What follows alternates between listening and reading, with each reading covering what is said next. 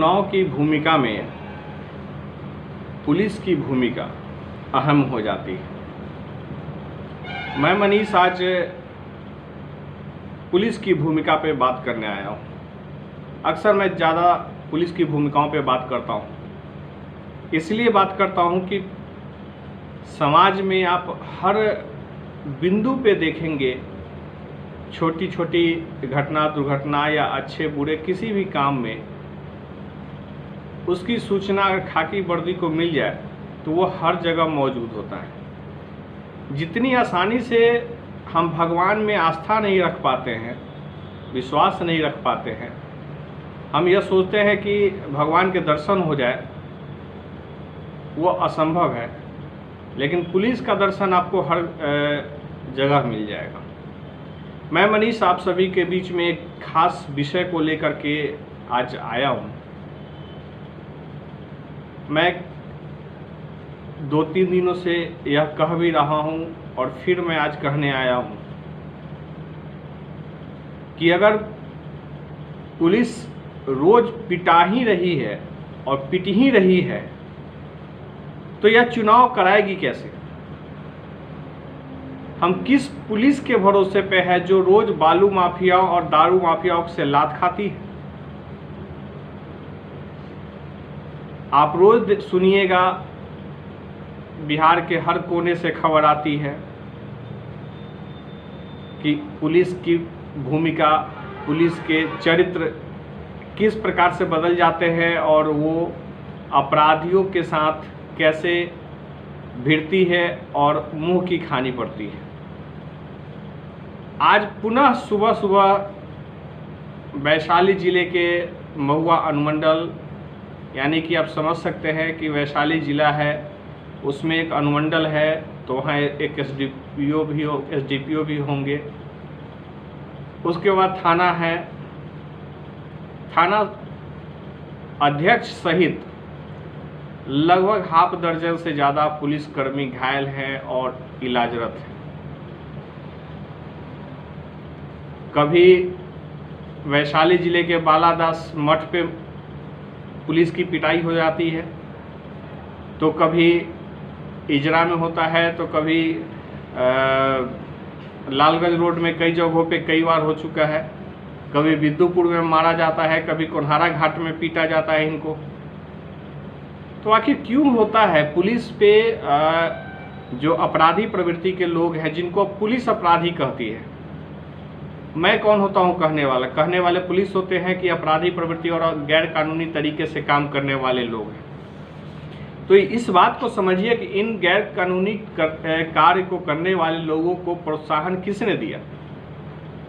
इसी पुलिस वाले ने, जिनके आप देख सकते हैं कि महुआ थाना जो मुख्य मार्ग में है, समस्तीपुर हाजीपुर या मुजफ्फरपुर जाने वाले रोड में, उसके जगह पे आप देख सकते हैं कि किस प्रकार से सैकड़ों गाड़ियां खड़ी होती है एवं पुलिस ने जितनी भी गाड़ियां पकड़ी है वह सड़कों पे ही जमा करके रखी है। उनके सामने से डेली सैकड़ों ट्रक आते जाते हैं, चाहे वो दारू के जाते हों, बालू के जाते हों या किसी भी प्रकार के से जाते हों, जाते तो उनके सामने से है। और इतनी हिम्मत कैसे आ जाती है? अगर पुलिस ईमानदार है, अगर पुलिस में ईमानदारी है, तो उस जगह से, उनके थाने के बगल से, उनके सामने से, बगल छोड़ दीजिए, उनके सामने से जाने की हिम्मत अगर पुलिस कर रही है, इसका मतलब है कि वहाँ के अनुमंडल अधिकारी, थाना अध्यक्ष एवं जो भी अधिकारी पदाधिकारी वहाँ बैठे हैं, सब के सब दलाल हैं। वो आप अक्सर देखते होंगे, मैं देखूँ, आप देखिए, थानों पे जब जाते होंगे तो आप देखते होंगे कि समाज के वैसे लोग बैठे हुए हैं जो दारू का व्यवसाय करते हैं और बड़े मजे चाव के साथ थाने पे बैठ करके चाय पीते हैं। और यह टिप्पणी सिर्फ मैं ही नहीं कर रहा हूँ, कई बार डीजीपी रैंक के भी लोग कहते हैं कि थानों पे ऐसे लोगों को बैठना, चाय पीना, उनको बैठाना बंद करना चाहिए। आप पेपर की कई सुर्खियों और प्रेस विज्ञप्तियों की लाइनों में देखते होंगे। तो क्या बिहार में चुनाव आयोग इन्हीं पुलिस वालों के बदौलत करने की तैयारी में है? क्या जो खुद पिट रही है वो आपकी रक्षा के लिए किस हिसाब से काबिल है।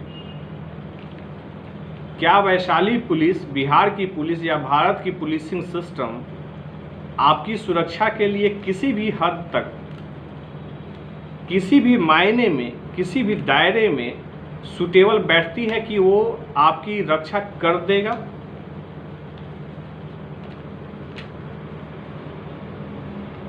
पुलिस की भूमिका अगर आम आदमी को अपराधी बनाने की है और आम आदमी से प्रोवोक करके उसे अपराधी बनाने की है, अवैध कामों में जाने और ले जाने की चीज़ है, तो आप समझ सकते हैं कि क्या है। इसी क्रम में जब बालू का खनन पे रोक है, फिर सैकड़ों दर्जनों घर और इमारतें कैसे बन रही हैं, कैसे सरकार के कई इमारतें अभी तैयार हो रही हैं और कैसे ठेकेदारों के जो ठेके पे काम कर रहे हैं वो सारे लोग कहाँ से बालू ला रहे हैं और कैसे उनका काम हो रहा है। कोई एक सुनिश्चित जगह तो होना चाहिए जहाँ पे हम फ़ोन करें कि मुझे एक ट्रक बालू चाहिए और वहाँ पे पहुँच जाए और जो रेट हो वो सरकार के माध्यम से डिप्यूट हो, लेकिन नहीं है। दारू के नाम पर बिहार में बंदी 2016 से है, 5 साल का वक्त बीत चुका है, लेकिन अभी भी किसी भी प्रकार से दारू की बंदी का जैसा माहौल नज़र नहीं आता है। कानून के नाम पे जो भी अवैध वसूली हो जाए वो सब ठीक है, लेकिन सरकार के खजाने में जाने वाले पैसे, रेवेन्यू जो दारू के शराब से मिलते थे वो खत्म हो गए और सीधे के सीधे यह राजनीतिक लाभ के लिए ये धंधे चलते हैं। और इसीलिए उन्हीं राजनीतिक दलाली और चाटुकारिता के लिए जिस प्रकार से पुलिसिंग व्यवस्था ने अपने चरित्र को बनाया है, इसका परिणाम है कि वही लोग जो कल तक इनके साथ चाय पी रहे थे, इनको दारू पिला रहे थे, वो अब इनको पकड़ने जाते हैं तो इनको लात मारते हैं। किसी की हिम्मत कैसे हो जाएगी और एक ईमानदार पुलिस अधिकारी जिसने अपने सिस्टम के अधीन एक संवैधानिक तरीके से उसने अगर किसी बात को अपने क्षेत्र में लागू किया हो, तो किसी की हिम्मत और औकात नहीं हो सकती है कि वो सिस्टम के विरुद्ध जाकर के काम करे। लेकिन अगर कोई भी 5 पैसे का चौवन्नी और दलाली किया होगा तो 1 करोड़ की दलाली और वहाँ पे चलेगी और आप उसके खिलाफ बोलिएगा तो आपका मुंह बंद कर दिया जाएगा, क्योंकि उन्हें पता है कि आप उनके पैसे पे पलते हैं और उनके पैसे से आपके बच्चों के लिए चॉकलेट तक जाती है। आपके घरों में दूध जाने वाला उनके पैसे से जाता है, तो वो जानते हैं कि आपकी औकात कितनी है। आप आज 1 रुपये में बिकेंगे, कल 10 रुपये में बिकिएगा, 1 लाख में बिक जाइएगा, लेकिन बिकने की जिसको आदत है वो बिकेगा ही। और जो फिर खरीदने वाला है, आगे जब कोई बिकने वाला टांग आएगा तो उसके टांग तो तोड़े ही जाएंगे। यह समाज का एक बहुत ही सुनहरा संदेश है। जो गलत है उसी के साथ लगभग गलत होता है,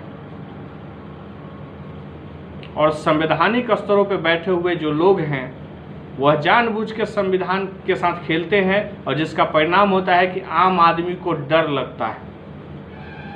आम आदमी पुलिस को क्यों नहीं इन्फॉर्म करता है कि कोई दारू माफिया काम कर रहा है? क्योंकि आप खुद मिलीभगत में उसके साथ संलिप्त होकर के जब आप लात खा रहे हैं तो आम आदमी क्यों अपनी हत्या करवाने जाएगा? तो यही है विडंबना हमारे समाज का।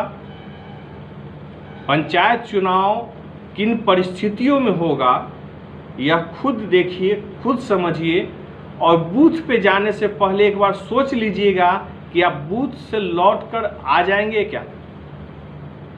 क्या इन खाकी वर्दियों में जो खड़े जो लोग हैं, इनकी बदौलत क्या आप चुनाव में और चुनावी प्रक्रियाओं को मजबूती के साथ लागू करने के लायक हैं? क्या आप अपने एक मत के अधिकार को देने में आप अपनी पूरी जिंदगी और अपने परिवार को तहस नहस कर लेंगे? मैंने कल भी कहा है, मैं आज भी कह रहा हूं, और अगले तब तक कहता रहूंगा जब तक यह पंचायत चुनाव होता रहेगा,